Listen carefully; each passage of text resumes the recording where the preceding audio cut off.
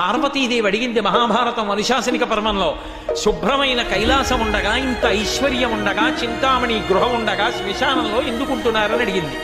అడిగితే ఆయన చెప్పాడు, పార్వతి బతికున్న నాళ్ళు అన్ని చోట్లకి వెడతారు,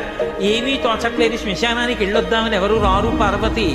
నేనంతవాణ్ణంటాడు, పొడుగ్గా ఉన్నానంటాడు, తెల్లగా ఉన్నానంటాడు, పండితుండంటాడు, పద్యాలు నాకు నోటికొచ్చంటాడు, ఉపన్యాసం చెప్పగలనంటాడు, నాకు పాటలొచ్చంటాడు, నేను నాట్యం చేస్తానంటాడు, నేను అధికారినంటాడు, నా దగ్గర డబ్బు ఉందంటాడు. ఇన్ని ఉన్నాయనుకున్న వాడిలోంచి ఊపిరి బయటికి వెళ్ళిపోయిన తరువాత వాడిని తీసుకెళ్లి 4 కొత్త కర్రల మీద పడుకోబెట్టి చాప చుట్టి తాడు కట్టి పైన నూలుబట్ట కప్పి తీసుకొచ్చి అన్నీ తీసేసి కర్రల మీద పడుకోబెట్టి కాల్చేస్తుంటే జీవుడు లేచి నిలబడి పుర్రె పగిలిపోయిన తరువాత కన్న కొడుకు కూడా స్నానం చేసి వెళ్ళిపోతుంటే చీకటి పడిపోయాక, అయ్య బాబోయ్ చుట్టూ ఉగ్రభూతాలు, నా వాళ్ళన్న వాళ్ళు లేరు, వీళ్ళని నమ్ముకున్నా